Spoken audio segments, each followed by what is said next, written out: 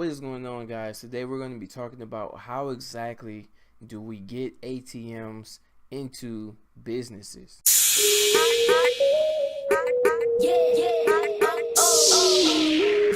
Alright, let's jump right into it, guys. Welcome to the channel.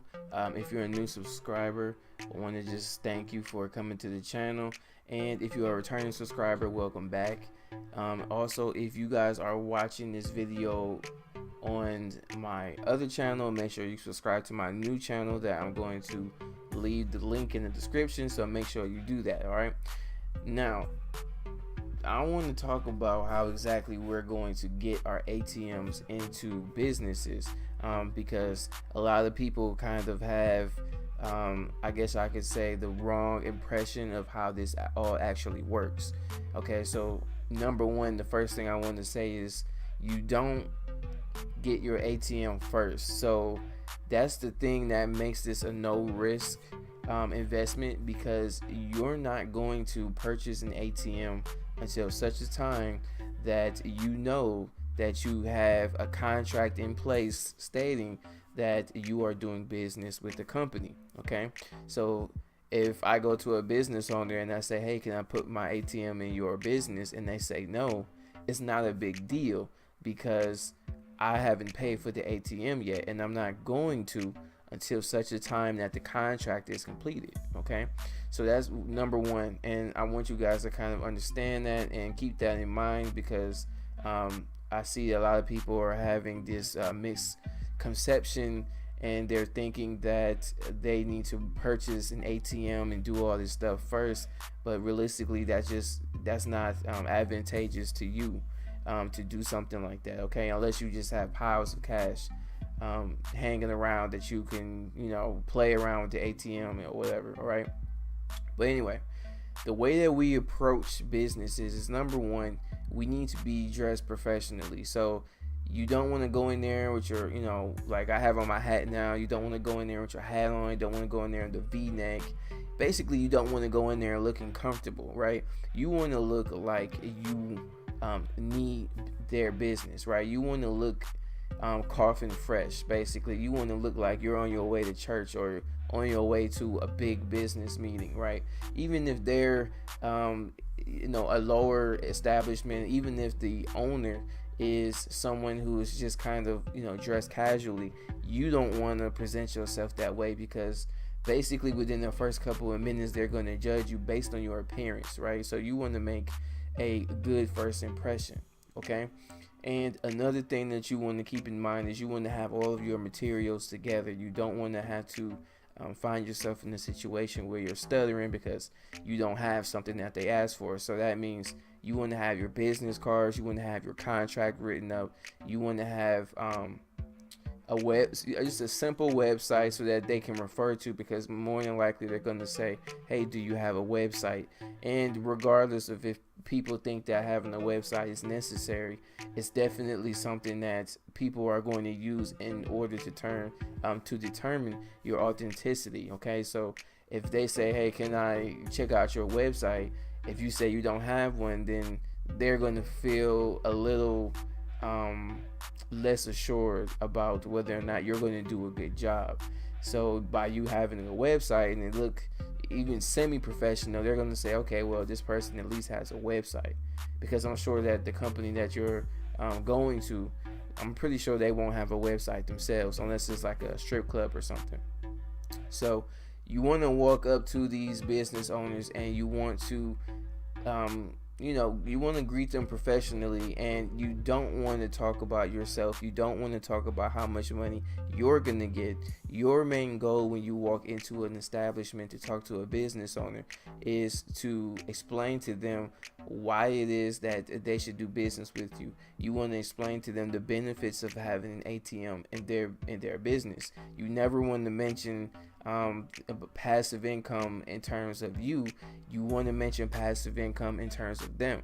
So you want to explain to them, hey, I am here to help you earn passive income. You don't have to put anything down, because it's a fact that most businesses have to pay quite a few $1,000s in order to get their hands on the ATM for themselves, And a lot of times because they don't understand exactly how to do it. They don't know what we know. They don't know how to get an ATM, and they don't know how to, do all of these different things that we know how to do. So sometimes they'll go through third parties, which cost them a lot more money, and they are making a lot less profit, right? So not only are they losing money up front, but they're losing money in profit because they're dealing with these other third party companies that do everything else for them, right? So once you explain to them what you can do for them, then if they say yes, then you bring out your contract, which is why I say you wouldn't have that. And once that contract is signed, then you order your ATM. Okay. Then once the ATM gets there, you want to just kind of make sure that it's doing okay. You're going to have your apps, you're going to have your website access, and you're going to have your back door and your back office where you can actually check and see what's being deposited, what error codes you might have, things of that nature. Right now, also keep in mind that in your contract, you want to make sure that you and the business owner both understand that they are getting XYZ in terms of compensation. So if you want to do a 40% deal with them, a 30% deal, or even if you want to do a 50-50 deal with them, that's entirely up to you, but you need to make sure that it's in the contract. Okay. And you kind of need to, you don't necessarily need a lawyer to do that. I mean, if you are getting to the point where you have more than one ATM, so if you have 3 or 4 ATMs, and let's say you're putting them in bigger establishments, then you probably would want to consult a lawyer. I know myself and my partner, we actually ended up consulting a lawyer, eventually, but we didn't do it at first. Okay, so our first ATMs, we didn't do it. It wasn't really necessary because it wasn't a situation where we were having any complications or problems with the business owner. And the reason I say that is because your contracts are basically on a month-to-month basis. So at any time, you can pull that ATM out of there. Like, for example, if you notice that they are not producing any profit for you, like they don't have enough foot traffic, then it's definitely time to move the ATM, and that benefits you as the ATM business owner, because you don't want to keep your ATM in the place for a year that's not producing any profit, which is why the month-to-month contract is the most efficient way to conduct business in terms of the ATM companies, right? But for the most part, it's really easy to talk to these business owners. As I said before, you want to just tell them all the different benefits of having an ATM in their establishment, and you want to make sure that you keep yourself out of it. Again, I'm going to repeat that: keep yourself out of it. When they get to talking about, oh, well, how much are you going to get and all these things, don't, you can kind of briefly cover that, but don't sit there and just keep going on and on and on and continue to talk about it, because it's irrelevant in the grand scheme of things. You know that you're going to get passive income from this.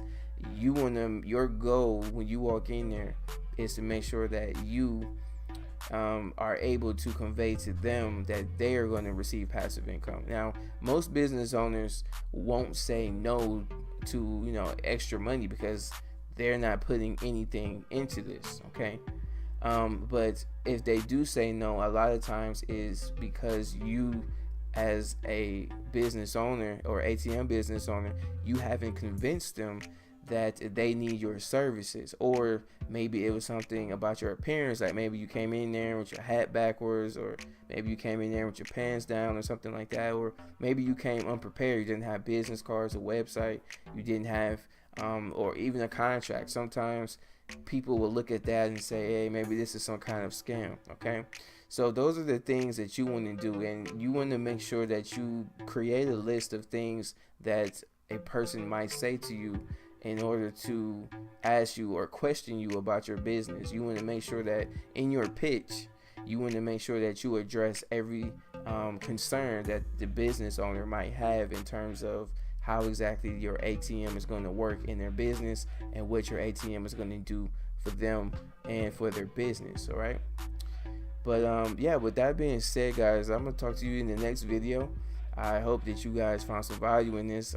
I kind of wanted to really clarify when exactly it was that you purchased the ATM, and I wanted to explain exactly how it is that you are to talk to the business owners when you are approaching them and trying to pitch them the idea of having an ATM in their business. So with that being said, guys, make sure you subscribe to the channel, click the notification bell so that when I make another video, you'll be notified about it. And until next time, we'll talk later.